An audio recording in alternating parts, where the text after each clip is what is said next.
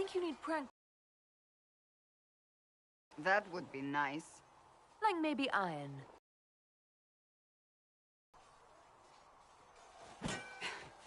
What I think I have revered my whole life. One day they may write about me as a traitor, a madwoman, a fool.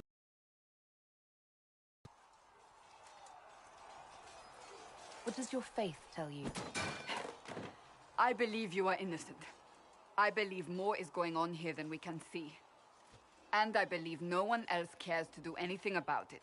They will stand in the fire and complain that it is hot. But is this the Maker's will? I can only guess. You don't think I'm the Herald of Andraste? I think you were sent to help us. I hope you were. But the Maker's help takes many forms. Sometimes it's difficult to discern who it truly benefits, or how. What's going to happen now? Now, we deal with the Chantry's panic over you before they do even more harm. Then we close the breach. We are the only ones who can. After that, we find out who is responsible for this chaos, and we end them. And if there are consequences to be paid for what I have done, I pay them. I only pray the price is not too high.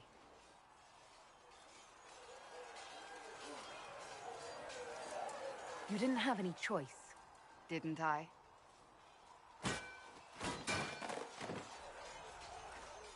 My trainers always said, Cassandra, you are too brash. You must think before you act. I see what must be done, and I do it. I see no point in running around in circles like a dog chasing its tail. But I misjudged you in the beginning, did I not? I thought the answer was before me, clear as day. I cannot afford to be so careless again.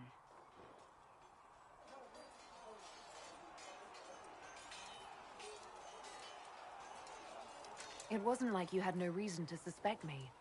I was determined to have someone answer for what happened. Anyone.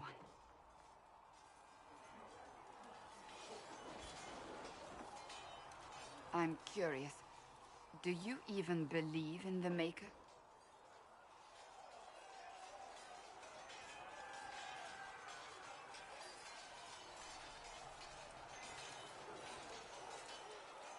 I can't really say. I suppose it doesn't matter now. I have to believe we were put on this path for a reason, even if you do not. Now it simply remains to see.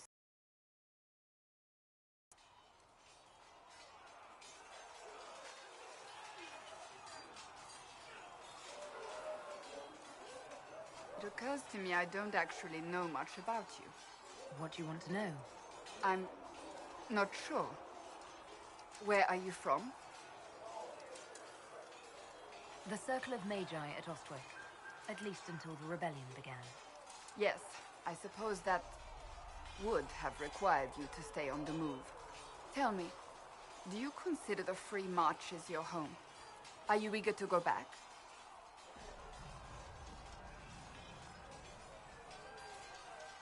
Wherever I am is home enough for me. That's how I feel now, after years of tending to business for the Divine. I'd like to get to know you better. You would? Is that a problem? Not entirely. I'm just curious as to your motivation. No motivation, beyond making things between us less... Antagonistic? Exactly. As you wish. My name is Cassandra Pentagast, daughter of the Royal House of Navarra, 78th in line for the Navarran throne.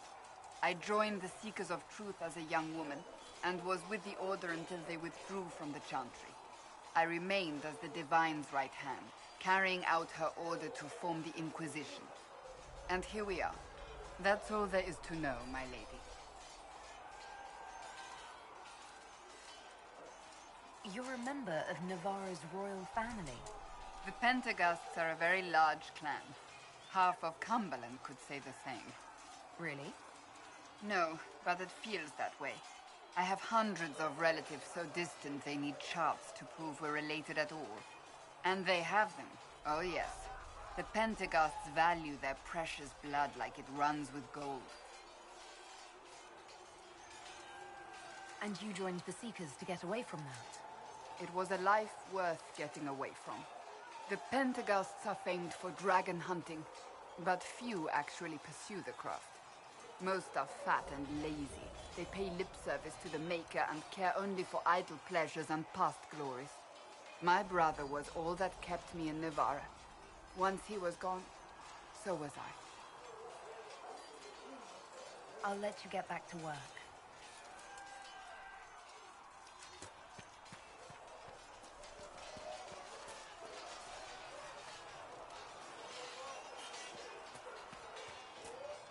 See reason, Lissette.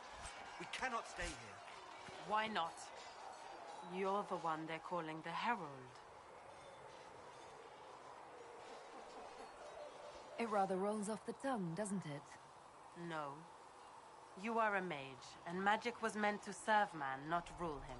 Yet here you are, testing that core tenet of the Chantry. I did not join the Order to adjust my faith so easily, but I appreciate what the Inquisition is trying to do, and your role in it. Though you may find not many Templars do. We're a distrustful lot by nature. How did you come to be a Templar? It seemed the right thing to do. My family are tradesfolk in Denerim. I could have become a cobbler like my father, but this seemed better. It's a chance to uphold the Chantry's laws and help the mages through a troubled time. I'm surprised to hear that. Not all Templars want to make mages into prisoners or villains. Some of us just want to keep a balance and let you practice your craft in safety. One person trying to do something can make a difference. You should keep that in mind, Harold. Do you have any idea what caused the explosion? No, I'm just a recruit. Belief and faith doesn't get you closer to the important. Though that distance did save my life. It's a shadow of what it was. Where once we both protected all people from the dangers of magic, we now posture and grab at power. One day, I hope the circles are again sanctuaries where mages can practice their craft. You're not going to rejoin... When the temple went up, your forces rescued those few of us still alive. Hey, however I can. I will talk to you later. Walk in the Maker's grace.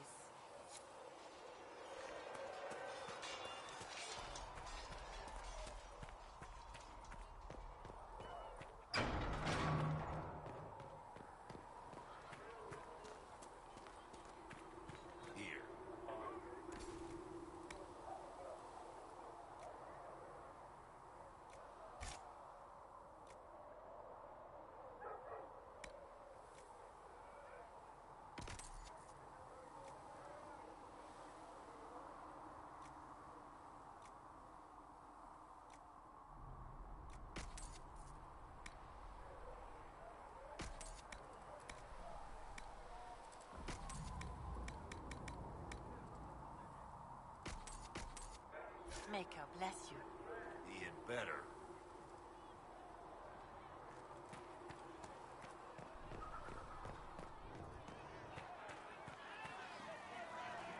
Need something? The red lyrium we found at the temple seemed to upset you. My brother Bartrand and I sort of discovered red lyrium during an expedition in the Deep Roads. We located an ancient Tig, so old it barely looked dwarven. There was this idol there made of it. Bartrand brought it back to the surface, and, well, everything's gone downhill from there. How did the red lyrium... I don't know. So as far as I knew, the only piece to make it to the surface was destroyed. And Did someone find more of it in the Deep Roads? That's not a cheery thought. So what is it? The red stuff is lyrium like a dragon is a lizard. It's not just a different color. It has a... I've written to every mining cast house in Orzammar. No one's seen this stuff before or knows where. What makes it Regular lyrium can mess you up pretty badly, but Red lyrium messes with your mind when you're just near the stuff. You hear and then, it does creepy shit. It also turned Kirkwall's Knight Commander to lyrium. Everyone's been kept at least 100 paces from it since. Yeah, not really.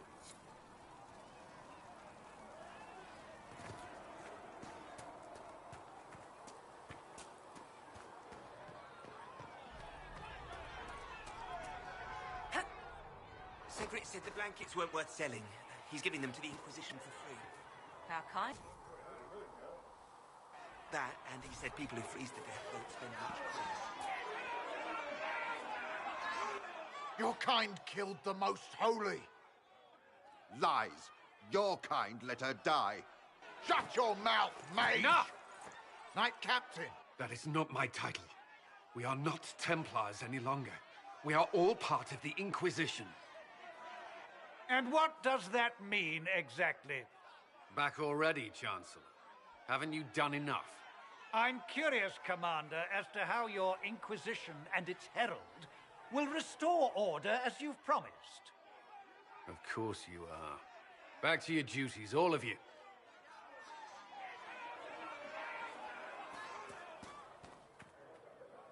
Mages and Templars were already at war. Now they're blaming each other for the Divine's death. Which is why we require a proper authority to guide them back to order. Who? You? Random clerics who weren't important enough to be at the Conclave? The Rebel Inquisition and its so-called Herald of Andraste? I think not. I don't know. The Inquisition seems about as functional as any young family. How many families are on the verge of splitting into open warfare with themselves? Yes, because that would never happen to the Chantry. Centuries of tradition will guide us. We are not the upstart, eager to turn over every apple cart. Remind me why you're allowing the Chancellor to stay? Clearly, your Templar knows where to draw the line. He's toothless. There's no point turning him into a martyr simply because he runs at the mouth. The Chancellor's a good indicator of what to expect in Val Royeaux, however.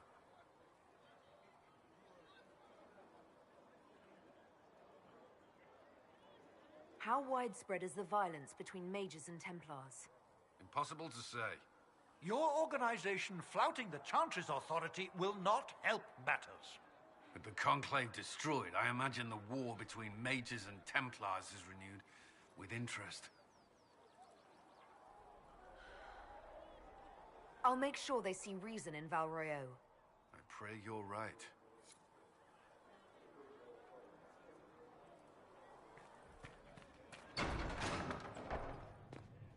All men are the work of our Maker's hands.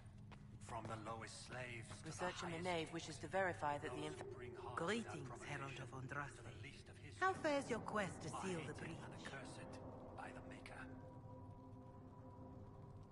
Well, you know how these things go. At least, I hope someone does. You laugh to bring a little light into the darkness. And I'm glad to see it.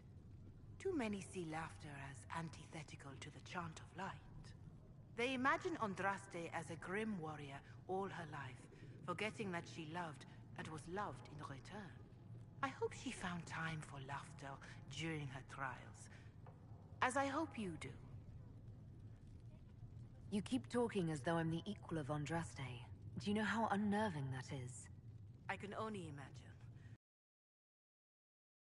Under the Maker, a sword does not ask to be forged. And frankly, if such a comparison gives you pause, I do not see that as a bad thing.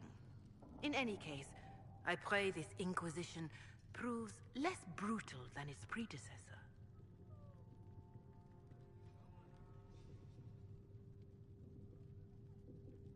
Is there anything I can do to help you or your people? My healers would benefit from more supplies.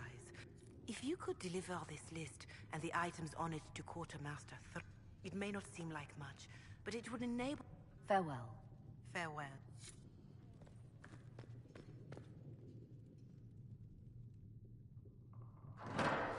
The Inquisition cannot remain, Ambassador, if you can't prove it was founded on Justinian's orders. This is an inopportune time, Marquis. More of the faithful flock here each day. But allow me to introduce you to the brave soul who risked her life to slow the magic of the breach. Ser Trevelyan, may I present the Marquis Durelion, one of Divine Justinia's greatest supporters. And the rightful owner of Haven. House Durelion lent Justinia these lands for pilgrimage.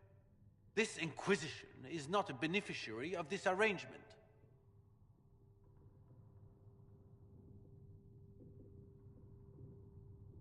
Interesting, considering the Inquisition was begun by the left and right hands of the Divine. I've seen no written records from Sister Liliana or Seeker Pentecost that Justinia approved the Inquisition. If you won't take her at her word, I'm afraid Seeker Pentagast must challenge him to a duel. What? It is a matter of honor among the Navarrans. Shall I arrange the bout for tonight? No, no. Perhaps my reaction to the Inquisition's presence was somewhat hasty. We face a dark time, Your Grace. Divine Justinia would not want her passing to divide us. She would, in fact, trust us to forge new alliances to the benefit of all, no matter how strange they might seem.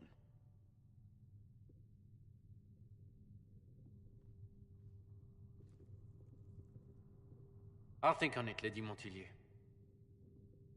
The Inquisition might stay in the meanwhile.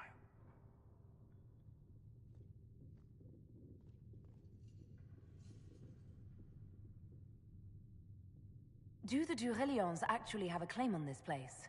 His Grace's position is not so strong as he presents it. Despite their Ferelden relations, the Durelions are Orlesian. If the Marquis wishes to claim Haven, Empress Selene must negotiate with the Ferelden on his behalf. Her current concerns are a bit larger than minor property disputes.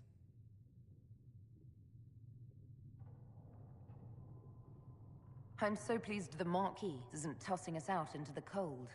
His Grace is only the first of many dignitaries we must contend with. You expect more people in Haven? Undoubtedly.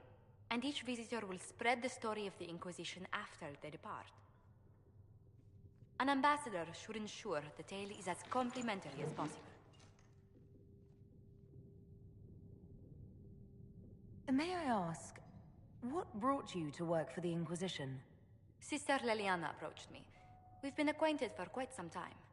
For better or worse, being the Inquisition's diplomat has become as interesting as she promised. What sort of dealings have you had with nobility?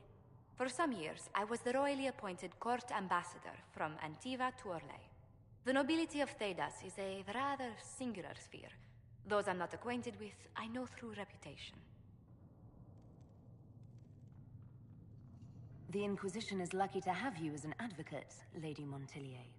Thank you. Let us hope so. Thedas's politics have become agitated as of late. I hope to guide us down smoother paths. But please excuse me. I've much work to do before the day is done.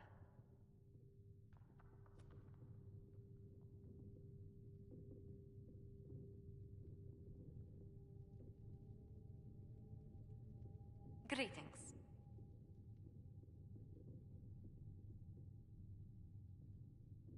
Let's speak later. Goodbye.